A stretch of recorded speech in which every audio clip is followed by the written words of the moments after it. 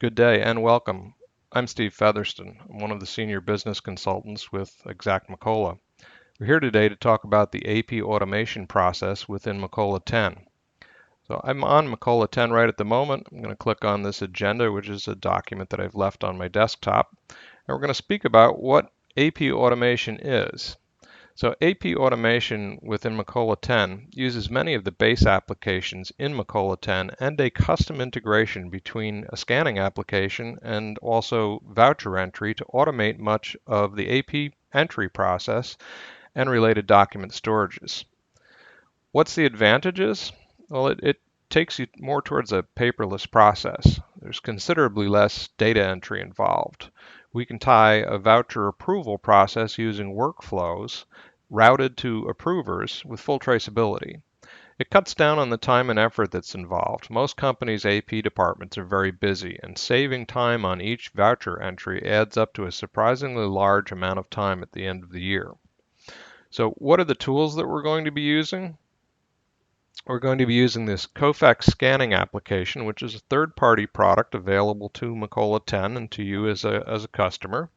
And we're going to be using the AP Voucher Workbench, which is a creative solution by our professional services department that helps to automate both the scanning of the documents and also the AP voucher entry process.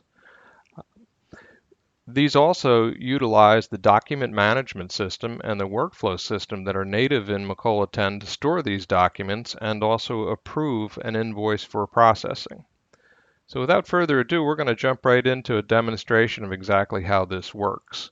For this purpose, I'm going to log in as somebody from Accounts Payable. We're going to log in as Marcia Campbell here. And we'll end up seeing Marcia's desktop, which has a lot of her favorites and hyperlinks to different areas and things she needs to do. What we want to touch on first off is about Kofax itself. Now, Kofax is, as I mentioned, is a third-party application. It's a very reasonably priced piece of software and it has a lot of functionality. But they have modified their software, and we've modified Macola 10 so that these two programs work in unison together. Now, Kofax is capable of scanning from a scanner, and some of the scanners today have changed quite a bit from the past. You can take a small desktop scanner, and it can scan maybe up to 150 pages per minute and scan both sides of those pages. So it's almost as fast as you can drop the documents on the floor one by one. Very impressive. The other feature that it has is that you can go and set up a network share where people drop documents into a folder on the network, and it in turn will go and look at that folder and see if there's new documents there and bring them in as if they have been scanned. All of these will then be capable of being pushed up to Macola 10 and attach themselves to the appropriate customers, items, or vendors. Now in this example, we've set our folder scan to be a folder that's located on my C drive, as you see here. And what we're going to do is we're going to work with a batch job that's set up for AP processing. But the scanner software itself has all of the normal features that you'd expect in a decent scanning software. You have the ability to do it in black and white. You have the availability of doing the scans in color. You can adjust the resolution of them so that the images are not huge. They're rather condensed. It does have desk skew and auto crop and edge cleanup, hole punch removing, much like you'd expect as it processes these documents. So in our example here, we've set this up so that we're able to do purchase order scans, and when it does them, we'll be able to go and take a look at it exports to our Synergy connector to Macola 10, and we also set up index fields on it so we can pick out particular pieces of information off of the document and use them as it's being scanned to fill data fields.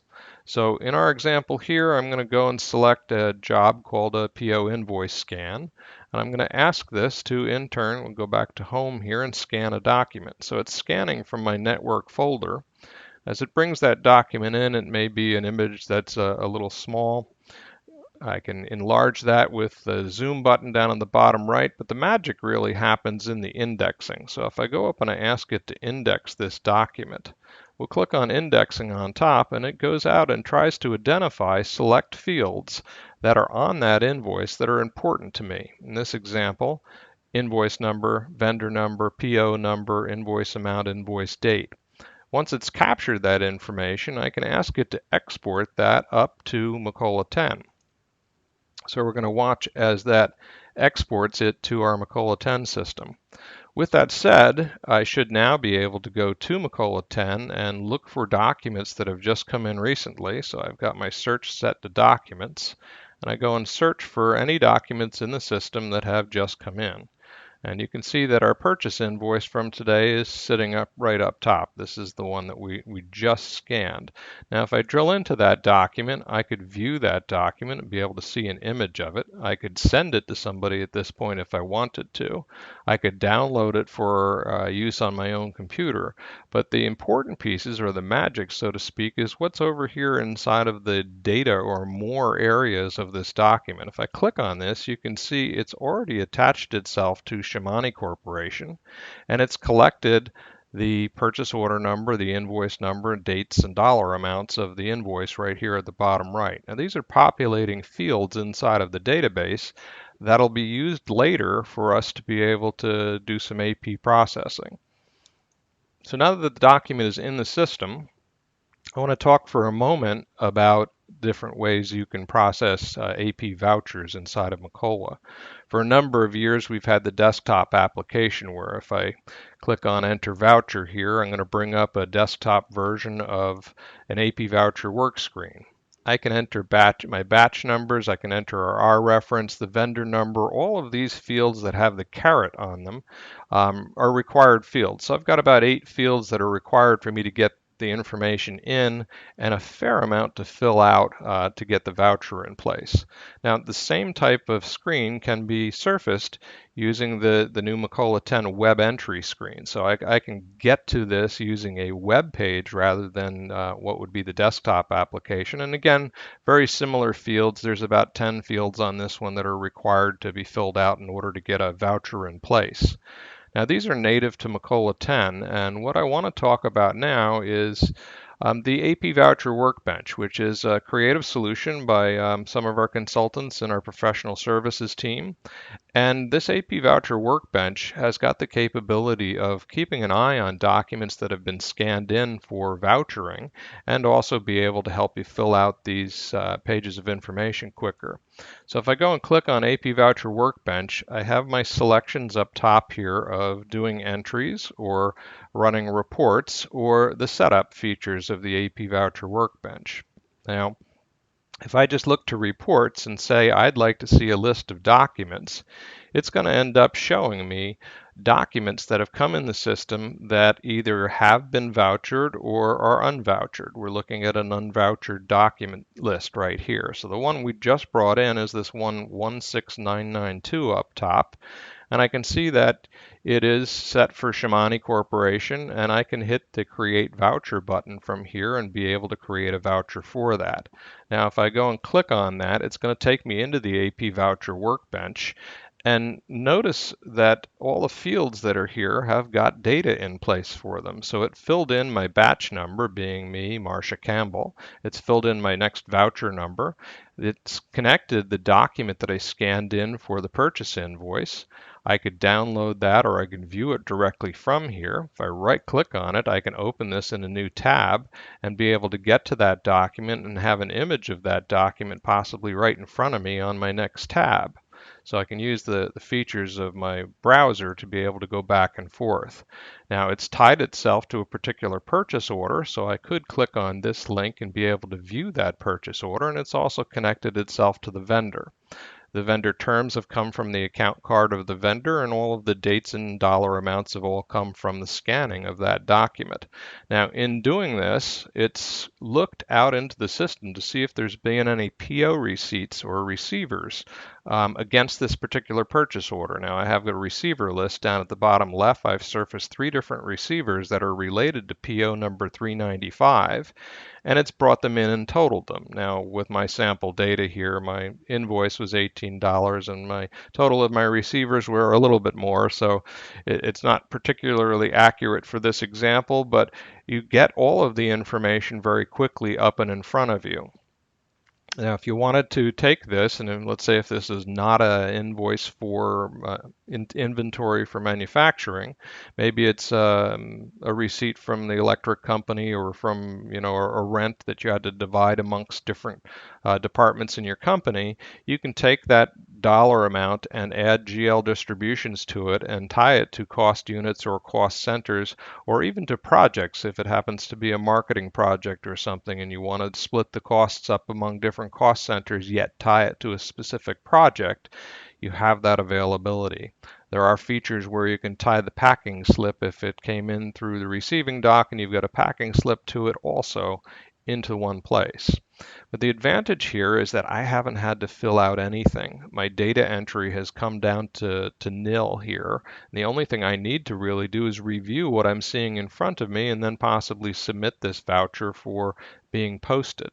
So the amount of time spent doing data entry is less. The finger typing errors might be a little bit less, but you do get your three-part match. I'm able to see my purchase invoice, my purchase order, and my receivers all in one place, and we really don't have anything paper in front of us short of that first invoice that we've scanned into place.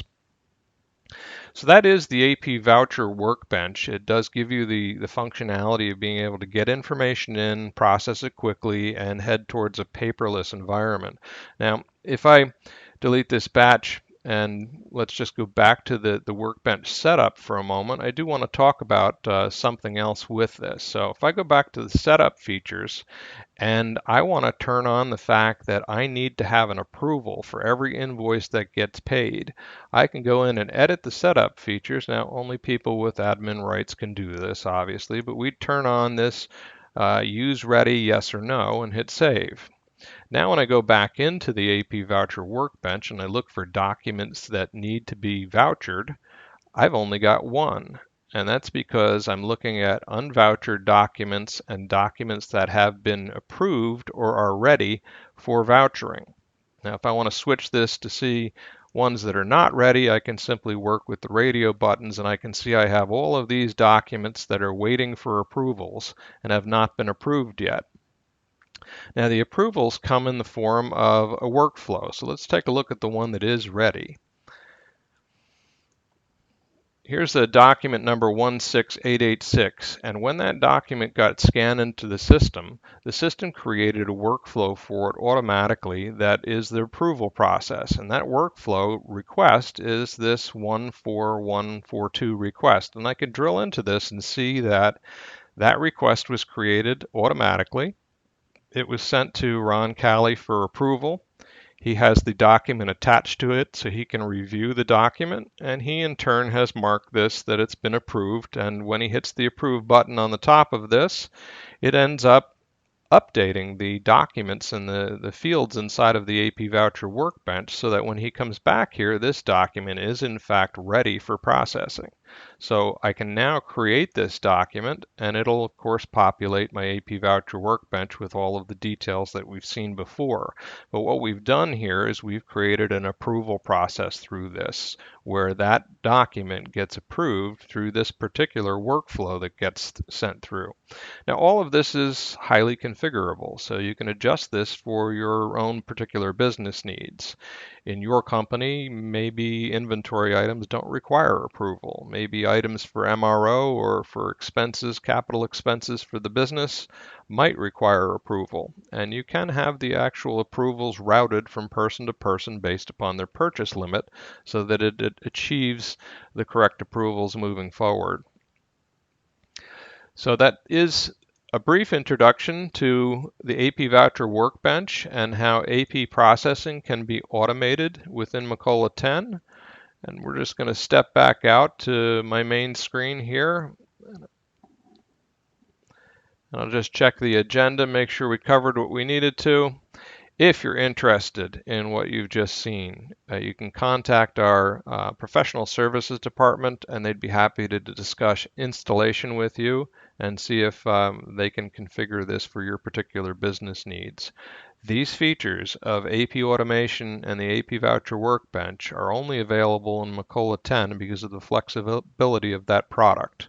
So if you want to see more on Macola 10, just keep your eyes out for what's coming up next. Thank you so much.